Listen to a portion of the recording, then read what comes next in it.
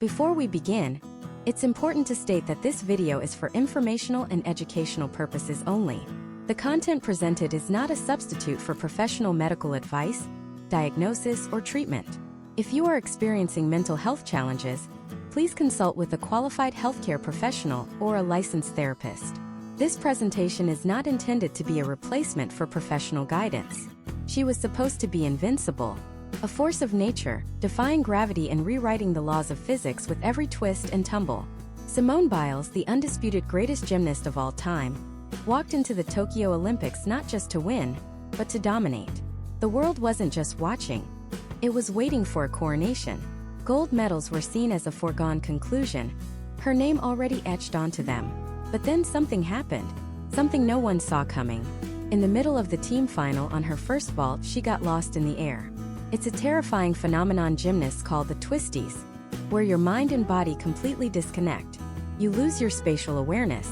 For a gymnast flying 20 feet in the air, it's not just a mistake, it's potentially catastrophic. She landed awkwardly but safely, and then she walked off the floor. She withdrew. The shockwave was immediate. On the biggest stage in the world, with the hopes of a nation on her shoulders, the invincible athlete said, "No." She chose to protect her mind over a medal. In that moment, Simone Biles didn't just start a conversation. She detonated a cultural bomb that shattered a century-old myth in sports. The myth of the mentally unbreakable athlete. The idea that to be a champion you had to be a machine devoid of fear, doubt, or anxiety. That you had to play through the pain. Not just the physical, but the silent, invisible pain of mental anguish. This wasn't an isolated incident. This was the tipping point of a revolution that had been quietly building for years. We'd heard whispers of it before. The most decorated Olympian in history, Michael Phelps, a man who seemed more at home in water than on land, revealed his own terrifying battles with depression and suicidal thoughts after his greatest triumphs. Tennis superstar Naomi Osaka, a quiet warrior with a thunderous serve, stepped away from press conferences and eventually the French Open, citing the immense toll on her mental well-being. NBA All-Star Kevin Love penned a raw, powerful essay about suffering a panic attack in the middle of a game, feeling like he was literally going to die on the court. For decades, these stories were hidden in the shadows, whispered behind closed doors, seen as a sign of weakness or a lack of competitive fire.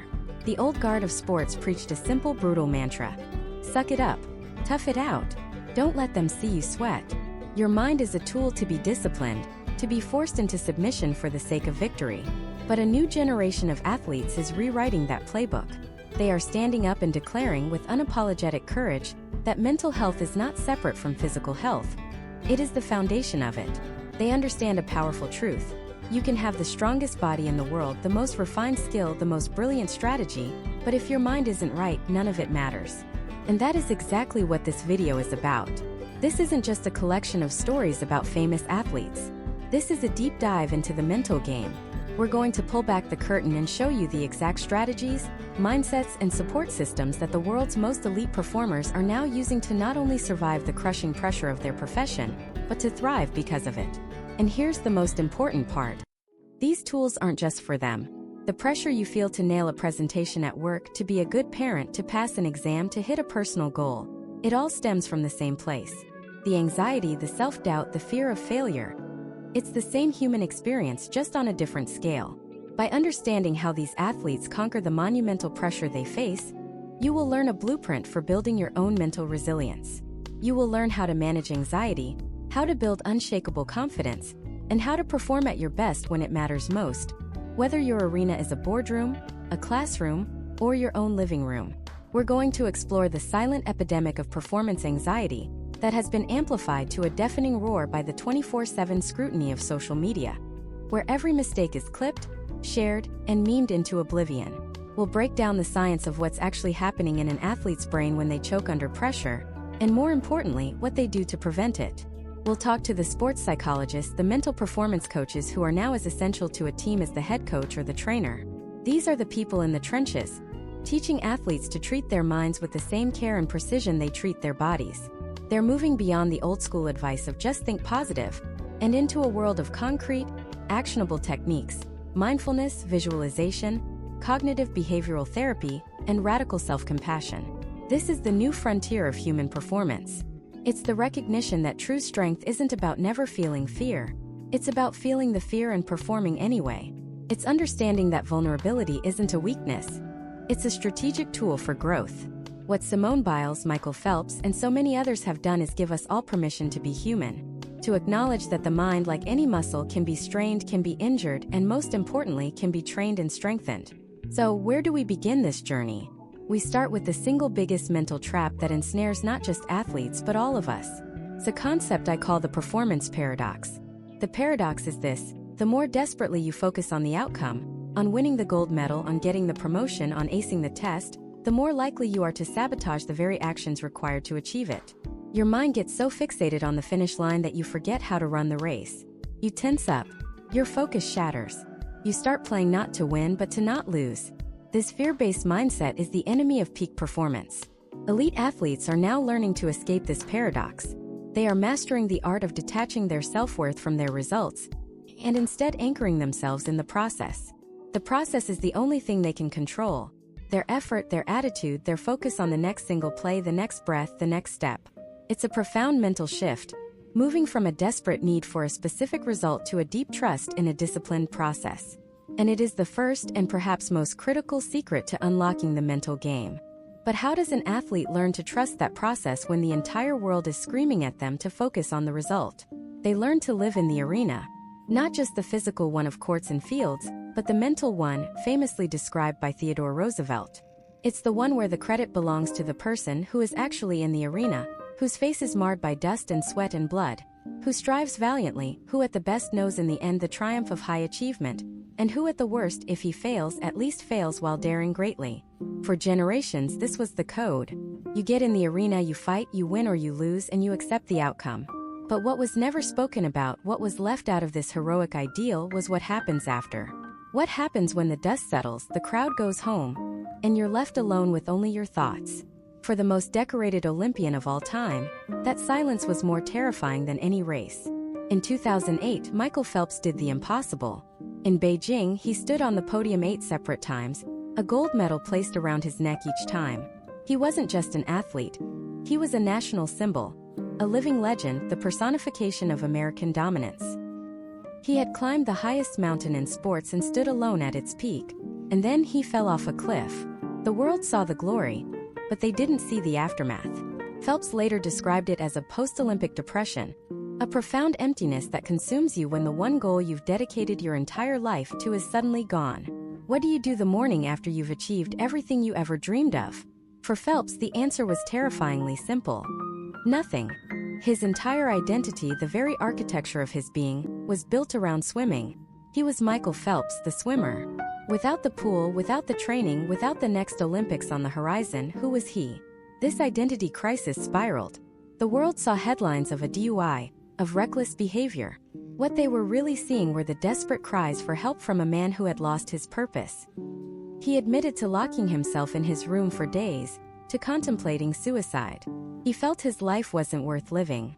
Here was the man who had conquered the world, being defeated by the vast empty space inside his own head. This is the brutal paradox of the arena.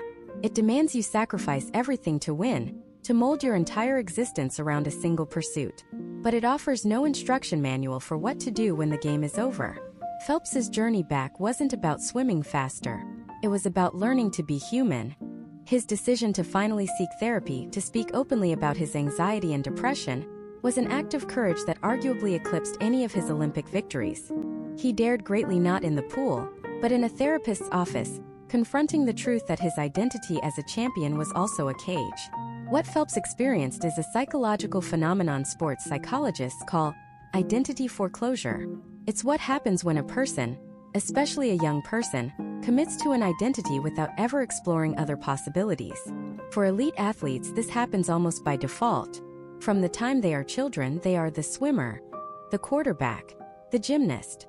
Their social circles, their daily schedules, the praise they receive, it all reinforces this one single identity. It's incredibly effective for performance. A narrowed focus creates a sharpened blade. But when that identity is threatened by injury, by retirement, or even by success itself, the entire structure of their self-worth collapses.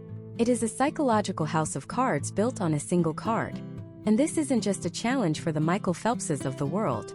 Think of the star high school quarterback who tears his ACL his senior year and loses his college scholarship.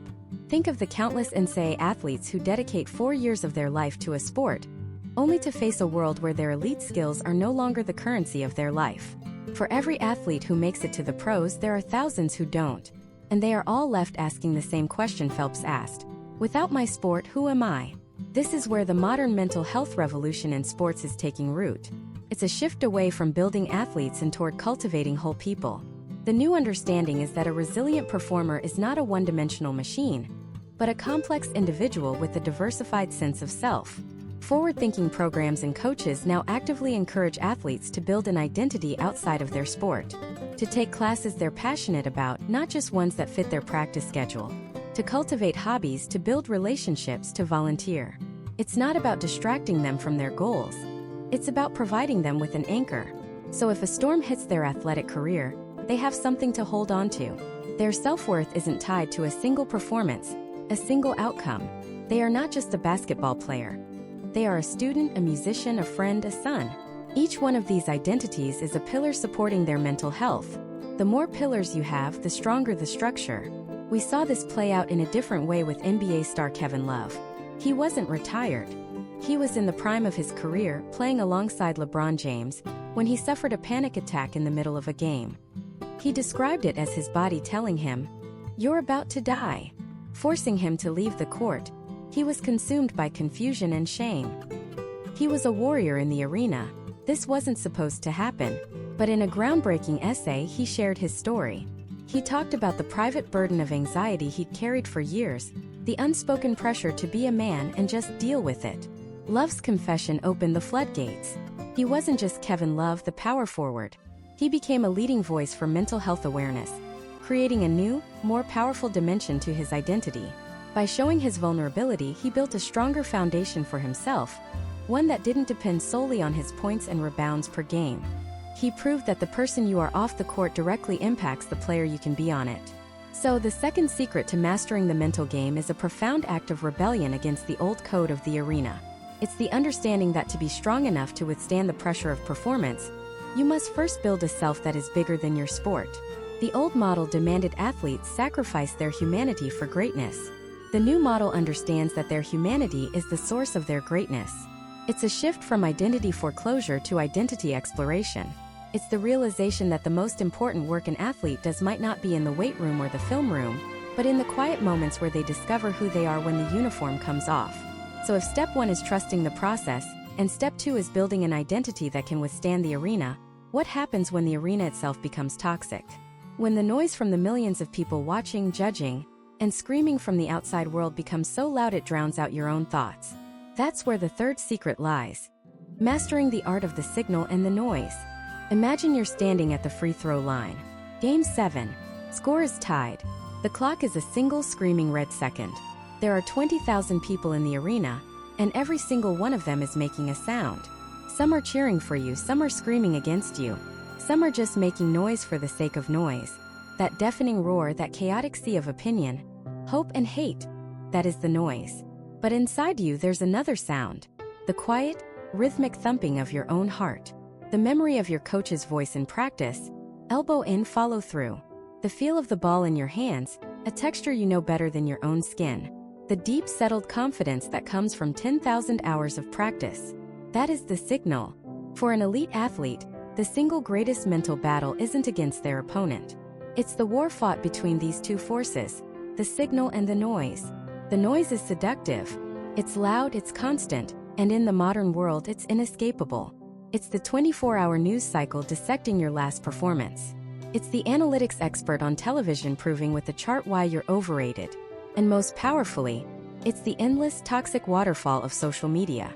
A digital coliseum where every fan with a phone gets to be emperor, giving a thumbs up or a thumbs down on your entire career, your character, your very worth based on a single play. This isn't just heckling from the cheap seats anymore.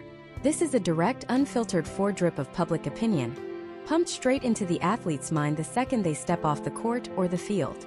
It creates a state of constant judgment, a feeling of being watched not by supporters but by a jury. And the human brain simply isn't designed to process a million verdicts at once. It confuses pressure with truth. It starts to believe that the loudest voices must be the right ones. The noise starts to sound like the signal, and that's when things fall apart. There is perhaps no greater, more public example of this battle than what happened to Simone Biles at the Tokyo Olympics. Let's set the stage. Simone wasn't just an athlete competing. She was the face of the games, the face of USA gymnastics, and for many the undisputed greatest of all time. The weight on her shoulders wasn't just the hope of a nation. It was the crushing weight of expectation. The noise around her was at a fever pitch. Every headline, every broadcast, every tweet was about her inevitable, historic gold medal sweep. It wasn't a question of if she would win, but by how much. That's a level of noise that would shatter most people. Then came the team final, the vault, an event she dominates, performing skills no other woman on earth attempts. She sprints down the runway, launches into the air, and something is wrong. Mid-air she gets lost.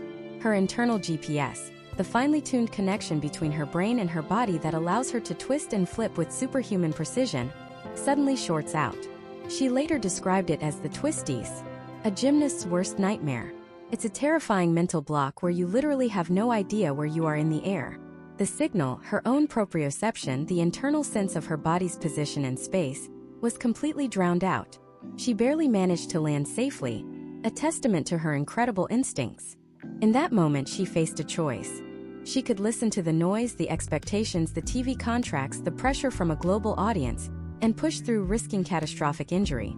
Or she could listen to the signal, the terrifying, quiet, but undeniable signal from her own mind and body that said, "Stop. Something is dangerously wrong." She chose the signal. She withdrew from the competition, and the noise machine went into overdrive.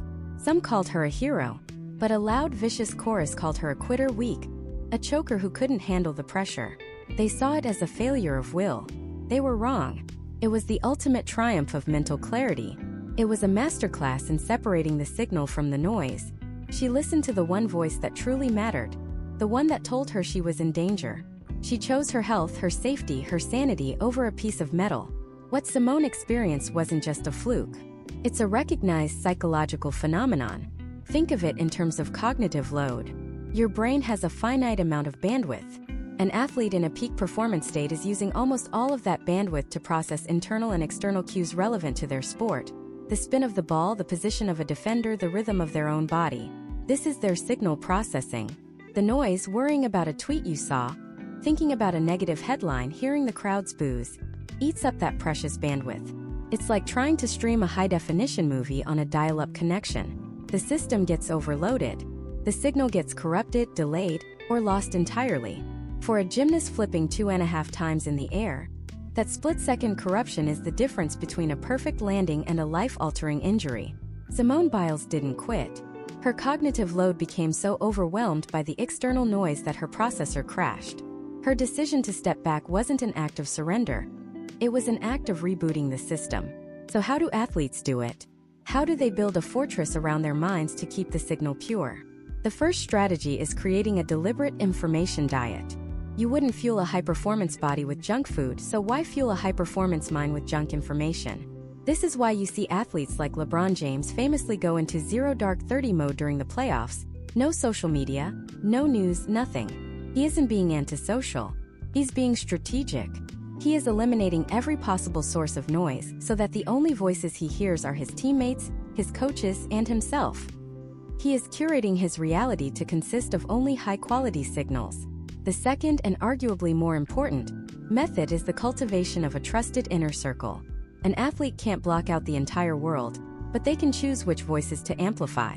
This inner circle is their signal filter. It's a small hand-picked group. A coach, a sports psychologist, a mentor, maybe a few family members. These are the people whose opinions are allowed through the gate. When a media personality criticizes their performance, it's noise. But when their trusted coach says the exact same thing, it's a signal, valuable feedback to be analyzed and acted upon. The athlete learns to assign weight and credibility to the source. A random person on Twitter has zero credibility. A coach who has been with them for a decade has infinite credibility. By consciously deciding whose voice matters, they can let the roar of the crowd wash over them without ever letting it in. Finally, there's the practice of turning inward. Techniques like mindfulness and meditation are not just about relaxation. They are about tuning the instrument. They are exercises in listening. Athletes use these practices to get reacquainted with their own signal, to notice the subtle feelings in their body, to observe their thoughts without judgment, and to distinguish between a productive thought and a destructive one. It's about learning to hear the whisper of your own intuition over the shouting of the world.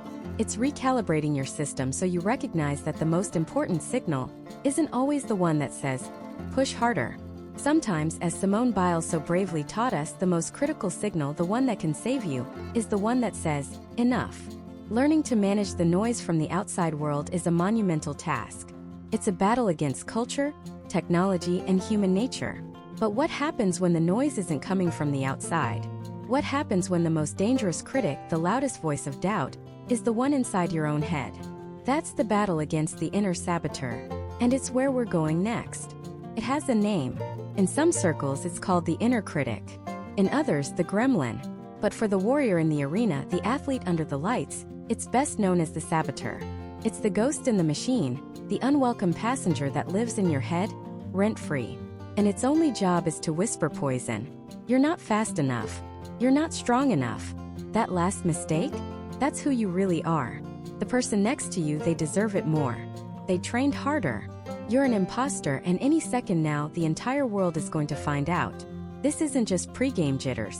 This is a corrosive internal monologue that can dismantle a career one toxic thought at a time. And no one, not even the most decorated Olympian in history, is immune. Consider Michael Phelps. From the outside, he was a machine. A perfectly engineered aquatic predator. 28 Olympic medals. A wingspan that seemed to defy human anatomy.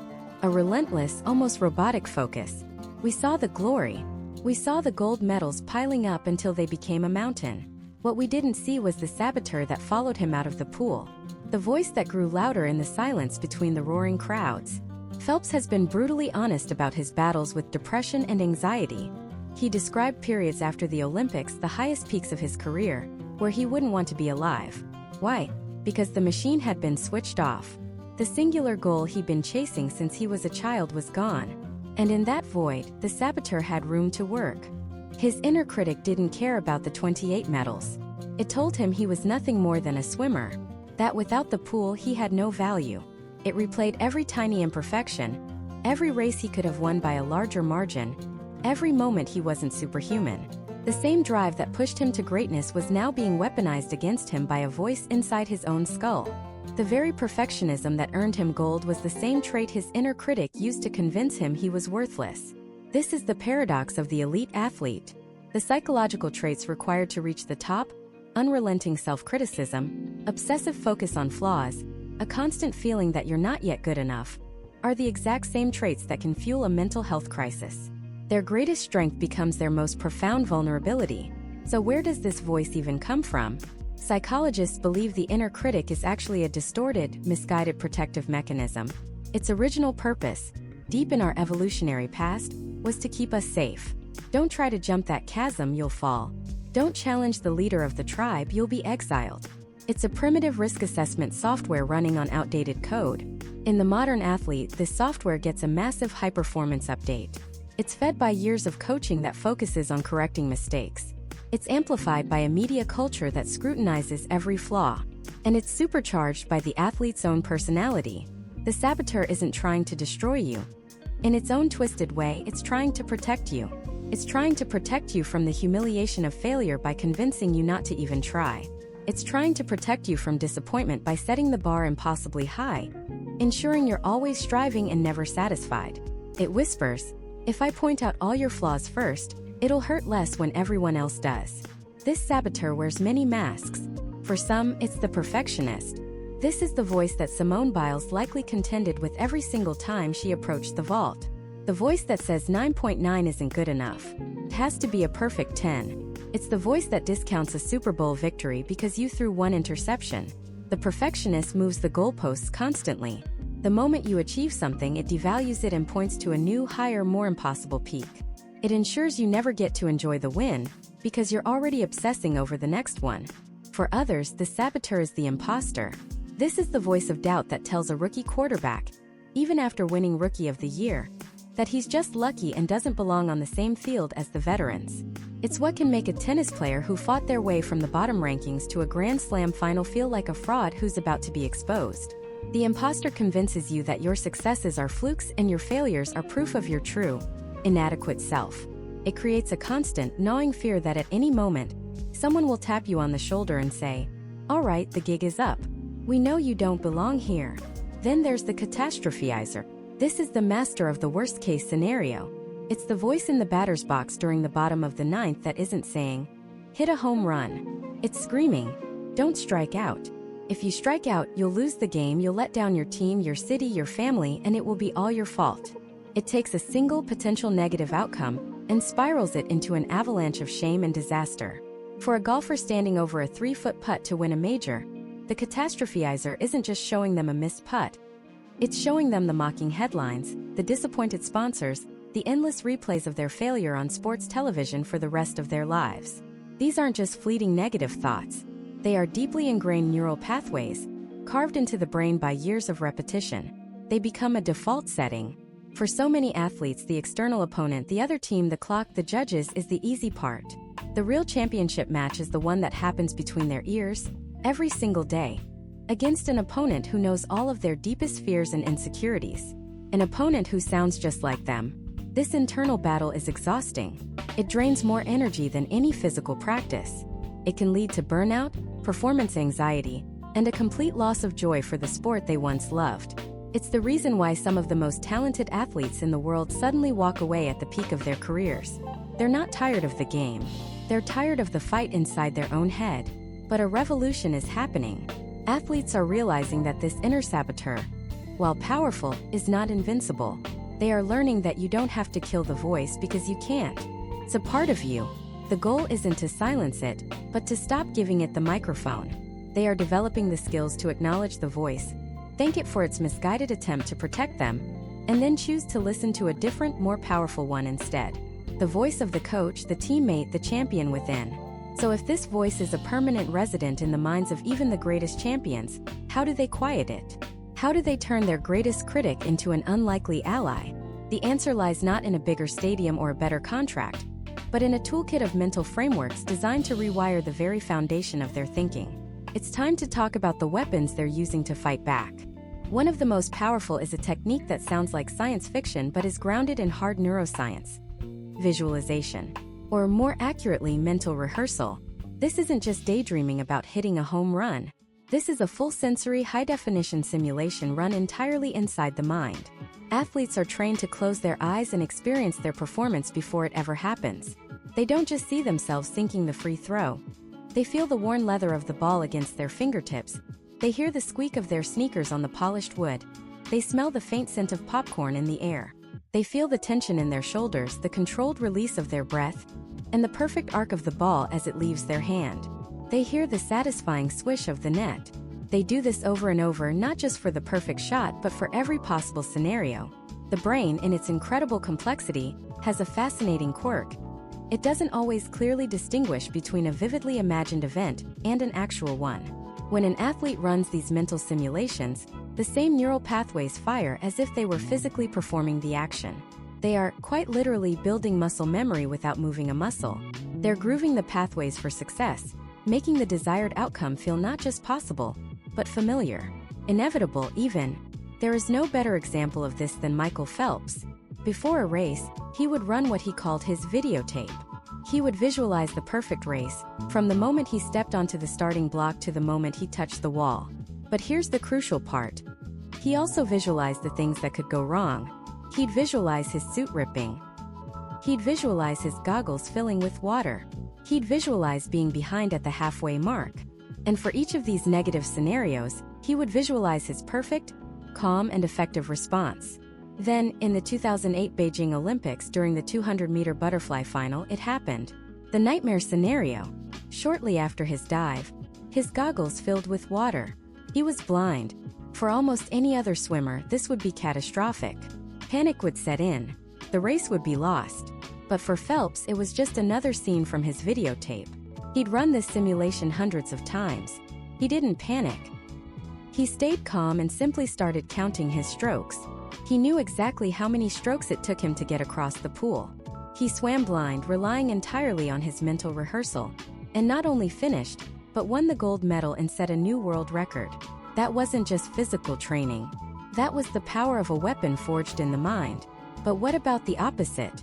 What about when the mind isn't a tool to be directed, but a storm to be weathered? What about the noise? The endless loop of self-doubt, the replay of a past mistake, the crushing weight of a million people's expectations. For this, athletes are turning to a second, seemingly paradoxical weapon: the practice of doing nothing. Mindfulness and meditation. For a culture built on hustle, on just do it, the idea of sitting still and just breathing can feel counterintuitive.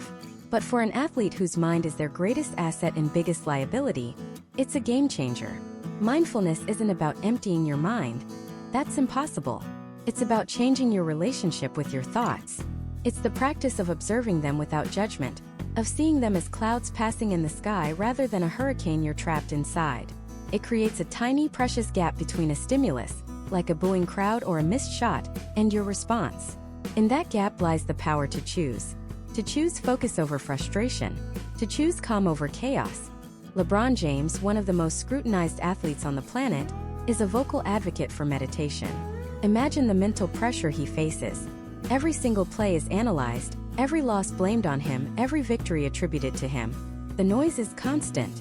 He uses meditation not to block out the noise, but to lower its volume, to find a quiet center in the middle of the hurricane.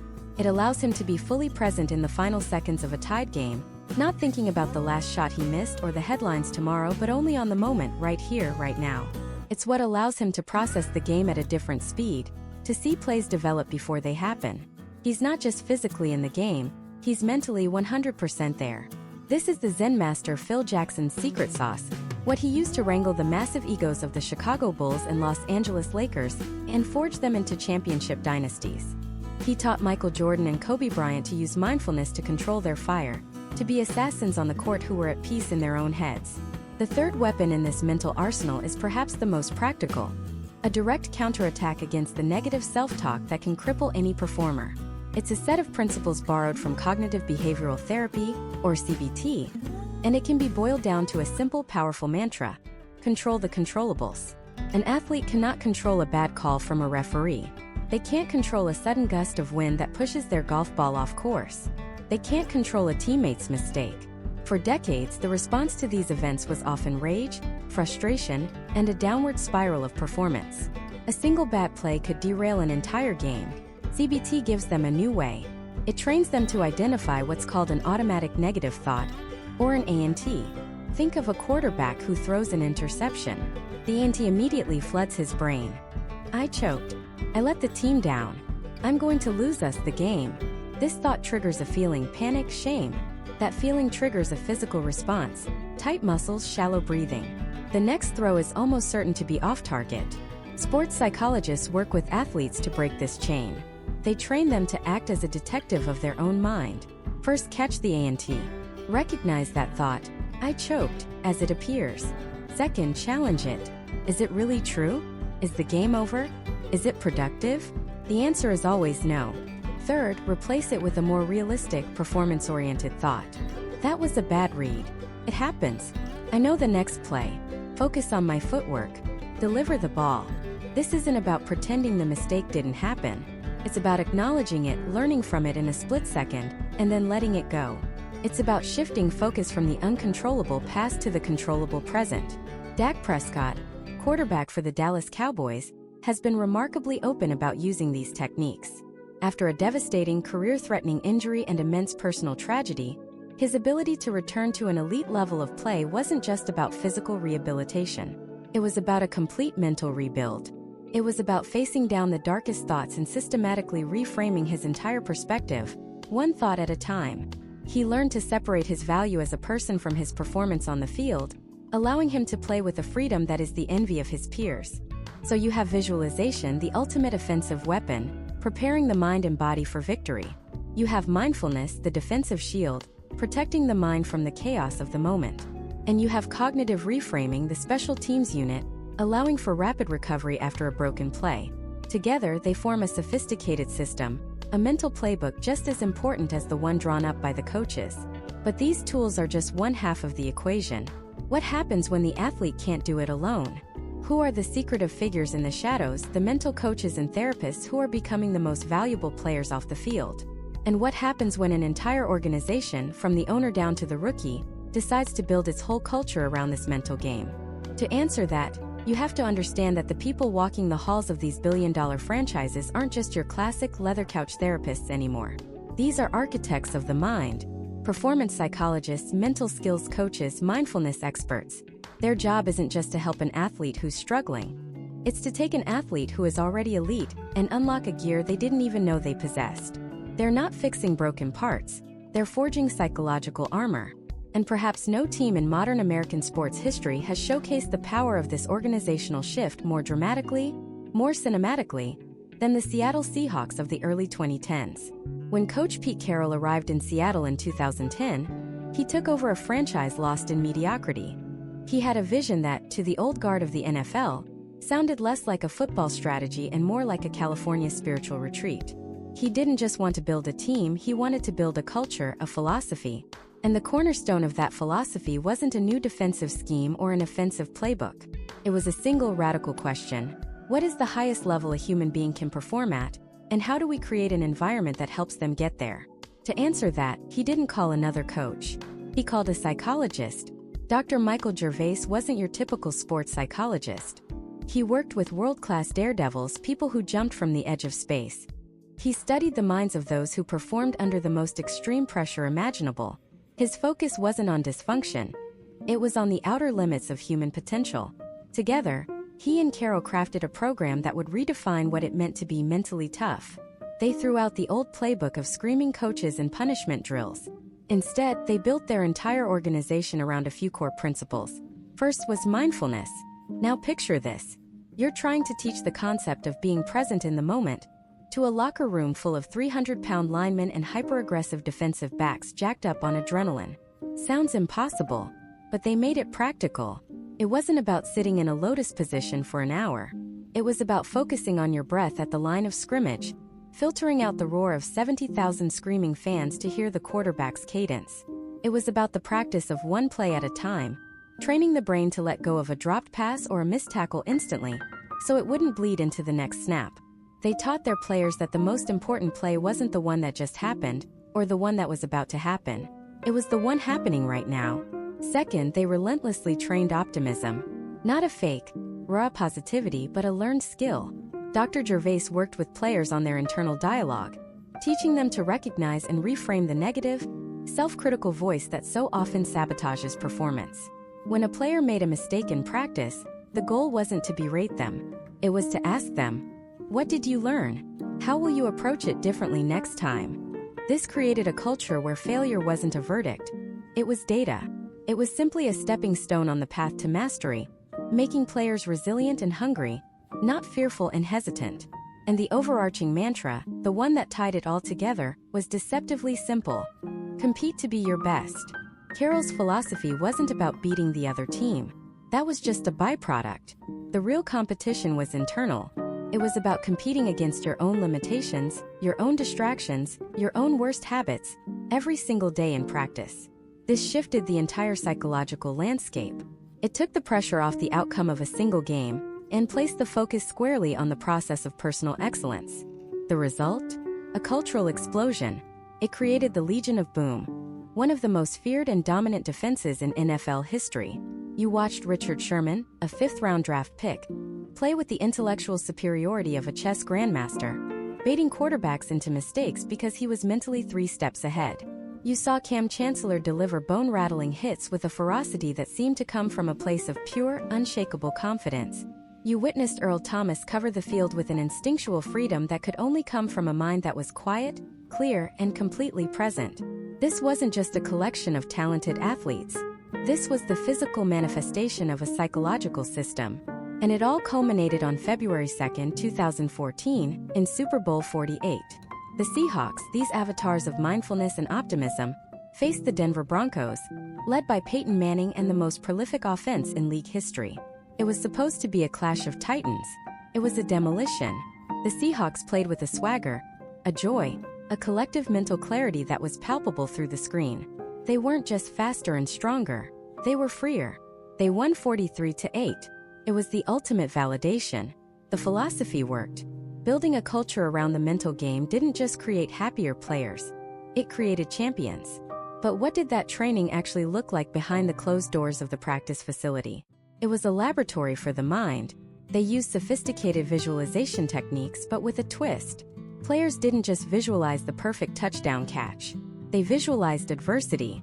They mentally rehearsed dropping a pass on third down, feeling the flash of frustration, and then immediately rehearsing the process of letting it go and refocusing for the punt team. They were building mental muscle memory for resilience. They institutionalized breath work. Before team meetings, Carol would have the entire roster, from superstars to rookies, engage in controlled breathing exercises. It was a way to collectively downregulate the nervous system, to bring everyone into a state of calm focus. Imagine the power of that shared experience. It sent a clear message. How we manage our internal state is just as important as how we lift in the weight room. It was a fundamental skill, as critical as tackling or blocking. This wasn't an optional seminar or a pamphlet handed out in the locker room. It was woven into the very fabric of the organization. The language of mindfulness and self-improvement was everywhere. Meetings started on time to the exact second to train discipline and presence. Competition was a daily ritual, where every drill, every sprint, was framed as an opportunity to be your best.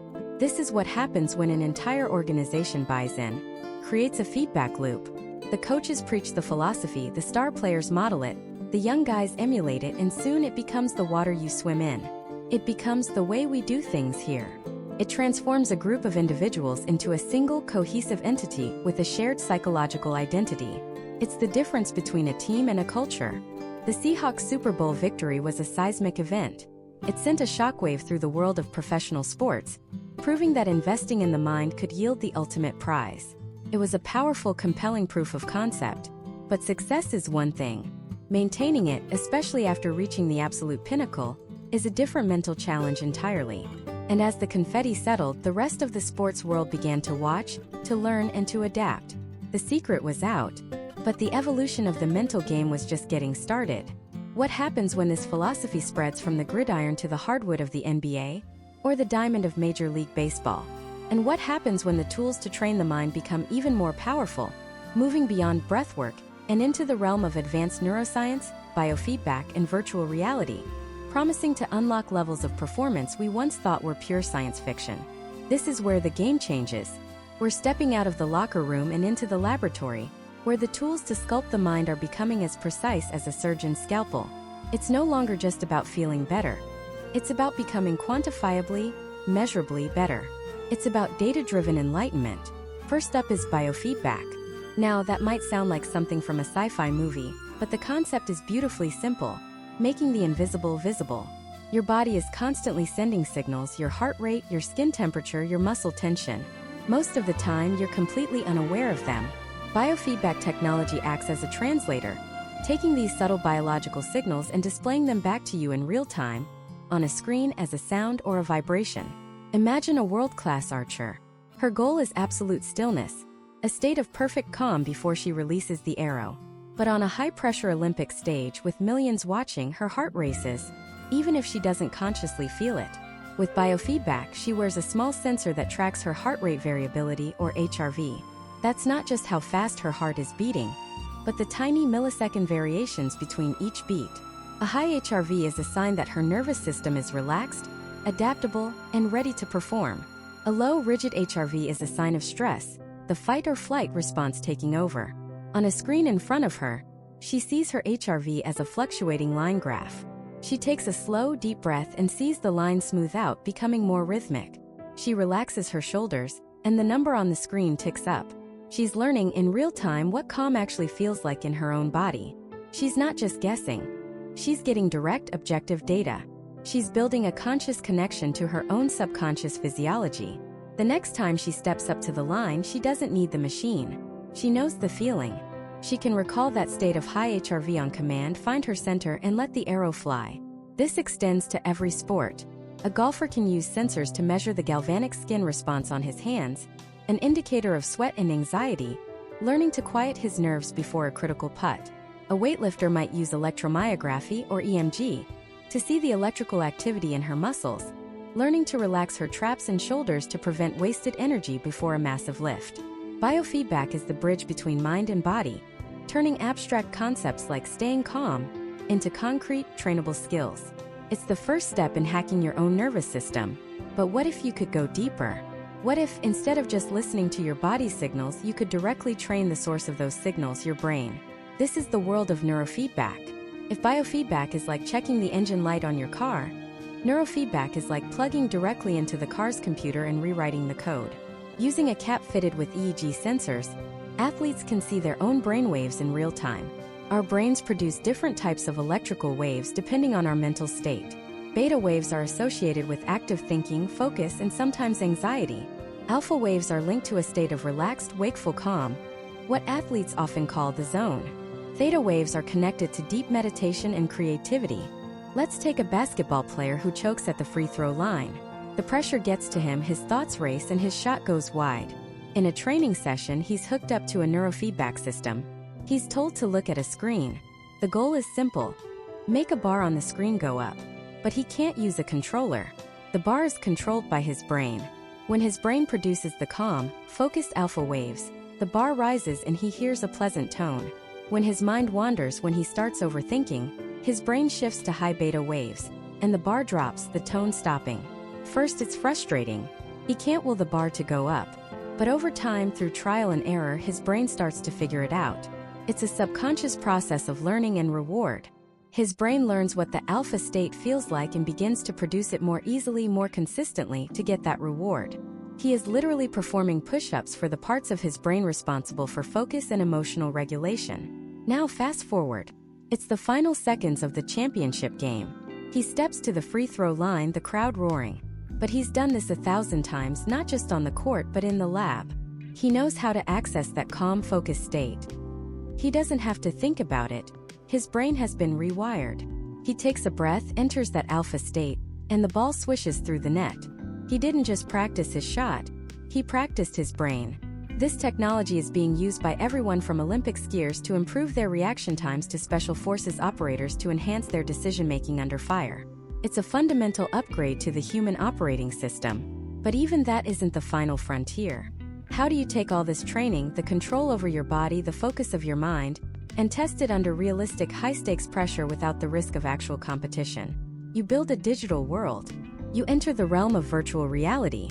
VR is not just a video game. It's a pressure simulator. For an athlete, it is the single greatest leap in practice since the invention of game film. Consider a young NFL quarterback. Watching film is one thing, but it's a two-dimensional passive experience. With a VR headset, he is in the pocket. He sees a 300-pound defensive lineman charging at him. He hears the play calls from his helmet speaker. He has to turn his head, read the safeties, see the blitz coming from his blind side, and find the open receiver, all in less than 3 seconds. The brain doesn't distinguish fully between a vividly rendered virtual experience and reality. The stress response is real. The cortisol spike is real. The decision-making process is real. He can run the same game-winning, fourth down play 100 times in a single afternoon, building the neural pathways for success until the correct read is an automatic, ingrained instinct. He is inoculating himself against pressure. When he faces that situation in a real game, it won't be the first time. It will be the 101st time. That panic, that deer-in-the-headlights feeling, has been trained out of him. This application is limitless. A downhill skier can virtually race a course dozens of times, memorizing every turn and bump before ever setting foot on the mountain. A baseball player can face a virtual Clayton Kershaw, getting hundreds of reps against a perfect digital recreation of his unhittable curveball. And it's a powerful tool for recovery.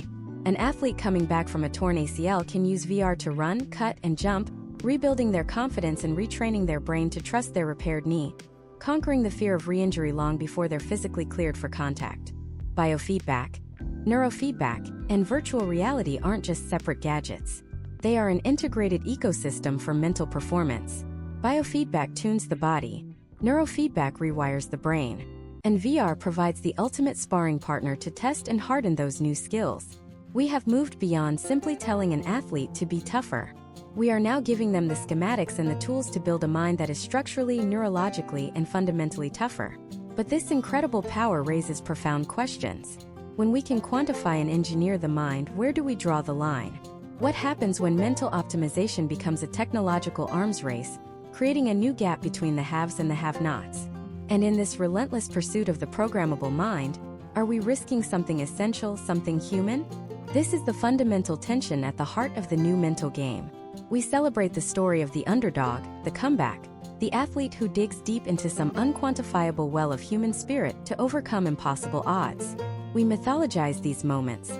Think of the 1980 Miracle on Ice, a team of college kids fueled by grit and belief, toppling the seemingly invincible Soviet machine. Their victory wasn't the product of optimized brainwaves. It was forged in the chaotic, unpredictable furnace of human struggle and desire. Or consider Carrie Strug's legendary vault in the 1996 Olympics. Landing on a severely injured ankle, her face a mask of agony and determination, she secured team gold for the U.S. We don't just remember the perfect score. We remember the gasp, the pain, the sheer force of will that transcended physical limitation. That moment is seared into our collective memory not because it was perfect, but because it was so profoundly, painfully human. The story we tell ourselves about sports is a story about character revealed through adversity. But what happens to that story when adversity itself becomes a variable to be managed, minimized, and even eliminated by technology? Are we engineering the very soul out of the game? This isn't just a philosophical debate. It's a practical one. The argument for optimization is compellingly rational. Why should an athlete suffer from debilitating performance anxiety if a transcranial stimulation device can calm the overactive parts of their brain? Why should a quarterback's career be derailed by the yips if neurofeedback can retrain his mental pathways? Proponents would argue that this is no different than using sports science to heal a torn ACL faster, or using nutrition to build stronger muscles. It's about removing barriers to peak performance. It's about helping athletes achieve their full potential, unburdened by the random, cruel lottery of mental distress. In this view, celebrating an athlete for gutting it out through a panic attack is like celebrating a marathon runner for competing with a broken leg. It's archaic, even cruel. The goal should be to prevent the break in the first place. But there is a powerful, and perhaps unsettling counterargument. It's the idea that true, unshakable resilience isn't a feature you can install. It's a muscle you build through strain and failure. The experience of being in a slump, of facing down your deepest fears and insecurities on the world's biggest stage and finding a way through it, creates a kind of mental armor that cannot be replicated in a lab. It teaches an athlete something profound about themselves and their own limits, and more importantly, how to push past them when everything goes wrong. By smoothing out all the mental rough edges, are we creating a generation of glass cannon athletes? Performers who are technically flawless and mentally serene under perfect, predictable conditions, but who might shatter at the first sign of a true black swan event, that moment of pure, unscripted chaos that no algorithm could ever anticipate. Imagine a championship game. The carefully calibrated mental state of a star player is humming along perfectly. Their focus is absolute, their anxiety is zero. Then a freak injury to a teammate, a bizarre call from a referee, a sudden torrential downpour that changes the physics of the game. The plan is out the window. The technology that got them to this point is suddenly irrelevant. In that moment of pure chaos, who do you bet on? The athlete whose mind has been curated for calm, or the one who has been to hell and back in their own head and knows, on a primal level, how to survive the storm? The one whose entire career has been a series of fighting off the mat? This is the fear, that in our quest to build the perfect competitor, we might be forgetting how to build the toughest one. This leads to an even deeper question for us, the fans. The question of authenticity. For decades, the world of sports has been embroiled in debates over physical performance-enhancing drugs. We created rules, drew lines, and decided that some advantages are unfair because they aren't natural. They subvert the spirit of competition, which is meant to be a test of natural human talent and dedication. Are we now stumbling into the same ethical minefield with the mind? If a golfer wins the Masters after using a device to electrically stimulate the focus centers of their brain, is their victory as real as the golfer who did it by spending years honing their concentration through meditation and sheer force of will? Feels different, doesn't it? When we watch Simone Biles or Michael Phelps, we are in awe of not just their physical prowess, but their seemingly superhuman mental fortitude under pressure. If we learn that this fortitude was augmented by a headset, does that diminish the magic? Does it change how we view the achievement? There are no easy answers here, because we are wading into uncharted territory, trying to define what natural even means when it comes to the most complex machine in the known universe, the human brain. Perhaps the most balanced view is that this isn't a simple binary choice between grit and gadgets. The goal of this mental health revolution isn't necessarily to erase struggle, but to equip athletes to actually face it. For many, these tools and therapies aren't about gaining an unfair edge. They're about leveling the playing field against their own internal battles. They're about treating clinical anxiety or depression so an athlete can get back to a baseline, a starting point from which they can then build that resilience. A player suffering from crippling depression isn't building character. They're just trying to survive. In this light, technology isn't a cheat code to avoid the fight. It's the armor that allows you to step into the arena in the first place. It doesn't replace the human spirit. It clears the fog so that spirit can finally see the path forward. But as we accept the integration of this technology into the athlete's inner world, we must confront a far more menacing implication. We've been focused on how these tools empower the athlete. But power is a commodity, and in the multi-billion-dollar industry of professional sports, it is ruthlessly sought after. When an athlete straps on a headset that reads their brainwaves, that data has to go somewhere. When they use an app to track their mood, stress, and sleep, that information creates a detailed, intimate portrait of their psyche. Who owns that portrait? Who gets to see it? And most importantly, who gets to use it? The conversation is rapidly shifting from personal well-being to institutional control. What happens when a team, an owner, or a league has a direct, real-time window into a player's mind? What happens when a contract negotiation is no longer just about points per game and winning percentages, but about quantitative metrics of an athlete's mental stability, their coachability, their grit score, as measured by an algorithm? We're standing on the precipice of a world where the most private part of a person, their own mind, could become just another asset to be monitored, managed, and monetized. The battle for the soul of the athlete is over. The battle for their data is just beginning. This new frontier isn't about blood, sweat, and tears. It's about bits, bytes, and brainwaves.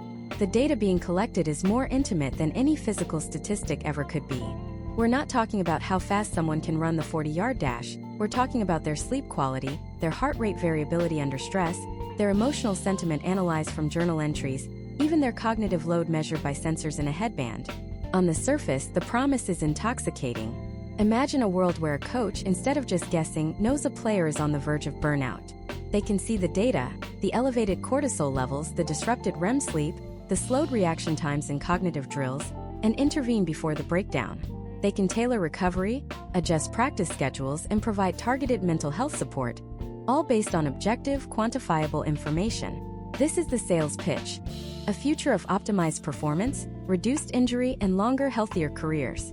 It's a future where the guesswork is removed from the most complex machine on the field, the human mind. Tech companies, backed by billions in venture capital, are marketing this dream to every major league.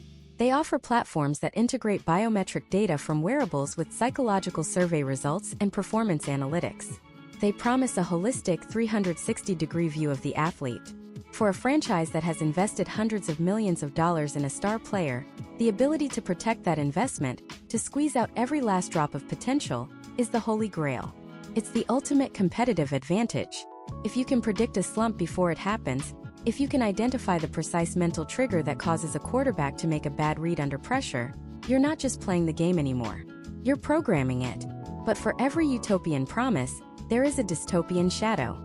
What happens when this data, collected in the name of support, becomes a tool of control? What happens when a player's mental resilience score becomes just another column on a scout spreadsheet, right next to their vertical leap and their bench press? Consider the rookie quarterback, fresh out of college. He's required to wear a biometric sensor 24/7 and log his mood in a team app 3 times a day. One week, he's struggling to learn the playbook.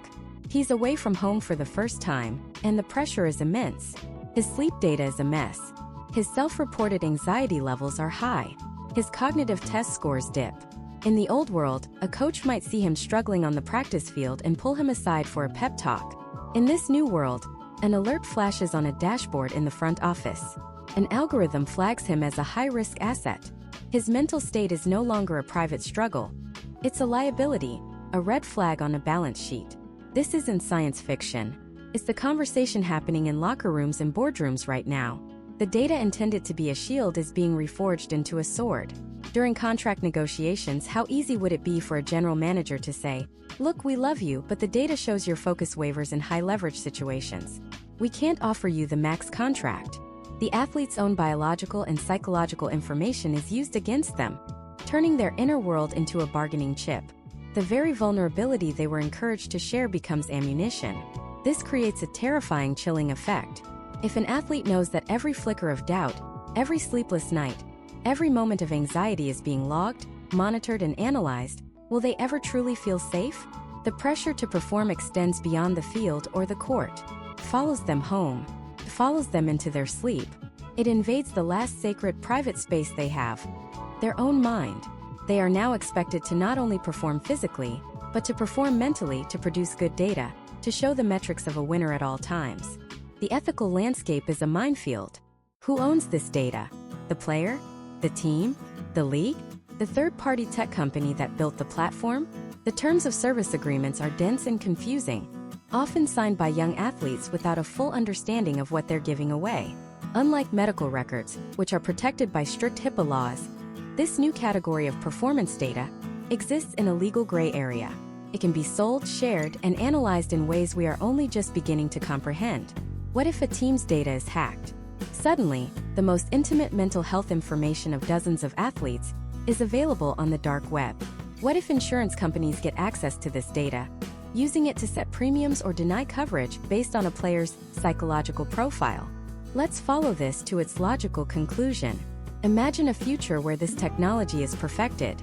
College prospects at the NFL Combine are no longer just running drills. They're wearing EEG headsets to measure their brain activity under simulated pressure. A baseball team is deciding between two pitchers. They choose the one whose biometric data shows a faster return to baseline heart rate after a stressful inning. The human element, the grit, the heart, the unquantifiable magic of a competitor who defies the odds, is systematically erased from the equation. Athletes are reduced to a series of predictive scores. They become cogs in a machine, valued for their efficiency and predictability, and discarded when their data suggests a decline. And if you think this is a problem confined to the gilded cage of professional sports, you haven't been paying attention. This is the beta test for the future of the workplace. The corporate wellness programs, the productivity monitoring software, the AI-driven employee feedback tools, it's all part of the same trend. The drive to quantify, manage, and optimize human capital. The athlete is simply the canary in the coal mine. The technologies being pioneered in the name of winning championships will inevitably trickle down into our offices, our warehouses, and our daily lives. The same questions athletes are facing will soon be ours. How much of our inner life are we willing to trade for a job? Where do we draw the line between support and surveillance? This is the central paradox of the mental health revolution in sports. The movement began as a deeply human cry for empathy, for the recognition that athletes are more than just performers. It was about creating space for vulnerability. But now, that very vulnerability is being targeted for data extraction. The space that was opened is being filled with sensors and algorithms. The conversation is shifting from, "How do you feel?" to, "What does your data say?" We are standing at a crossroads. Down one path lies a future where technology serves the athlete, providing tools that empower them to understand and manage their own mental well-being on their own terms. Down the other, a future where the athlete serves the data, their humanity relentlessly measured and monetized until there's nothing left but a series of inputs and outputs. The technology is here. The data is flowing. And a new generation of athletes is now being forced to make a choice that will define not just the future of sports, but the future of what it means to be human in an age of surveillance. They are not just fighting for championships anymore. They are fighting for the right to be imperfect, the right to be private, the right to simply be. And the question is no longer if this battle will be fought, but how it will be won. So how is it being won? Not with a single dramatic victory, but through 1,000 small courageous acts. It's won in the quiet moments before a game, when an athlete opens a mindfulness app on their phone instead of scrolling through toxic comments. It's won in the locker room, when a veteran player pulls a rookie aside and asks, "Hey, for real, how are you holding up?"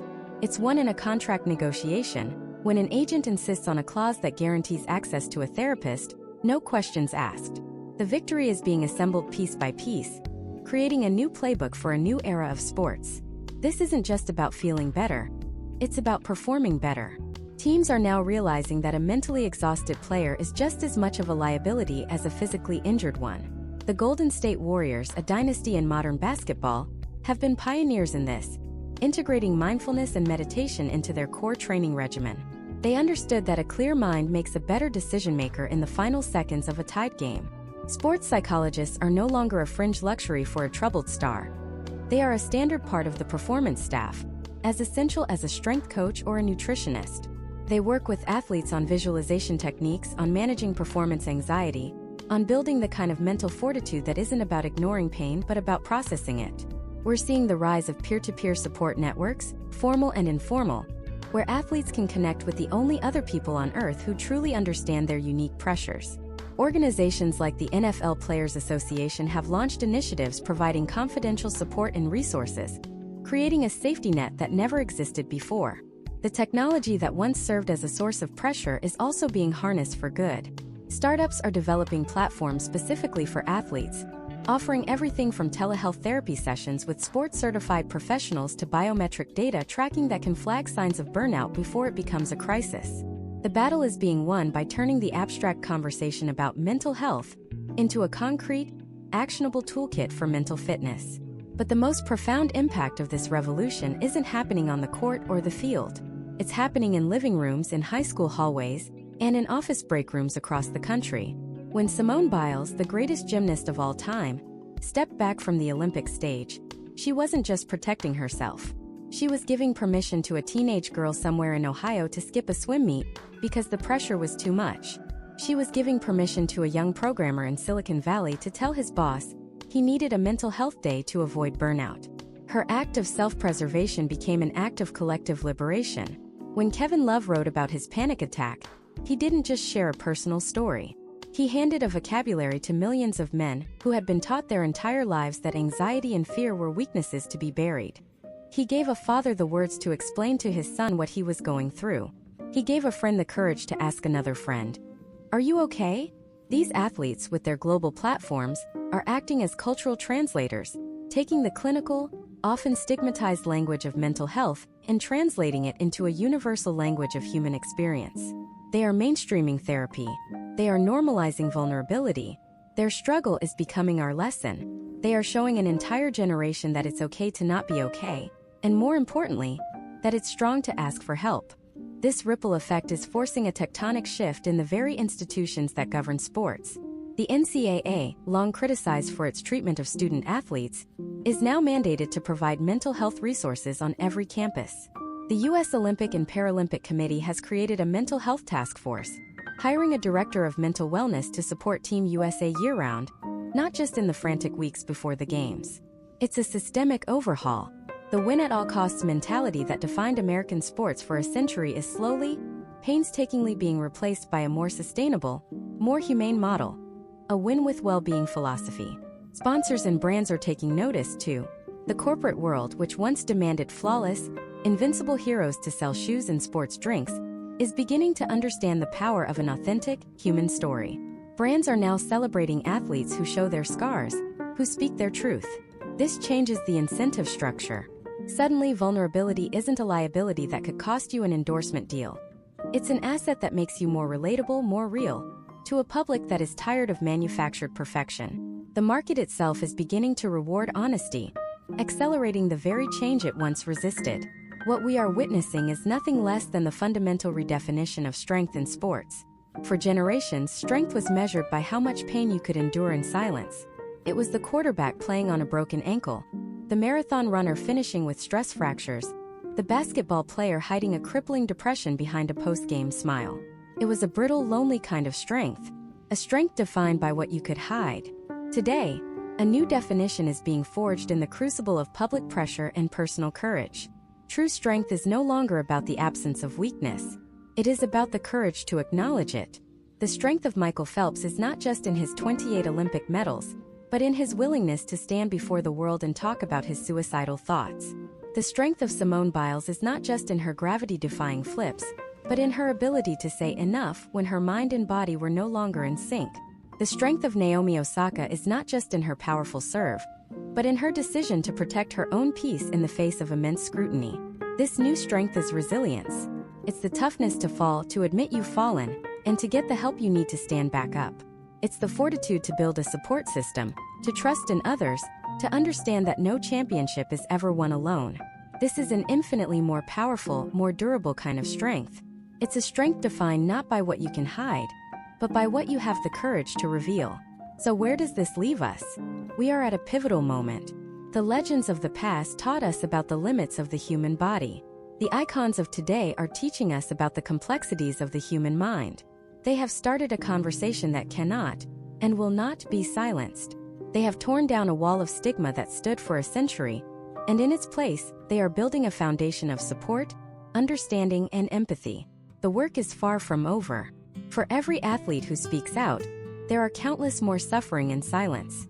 For every progressive new policy, there is an old guard coach who still believes in toughing it out.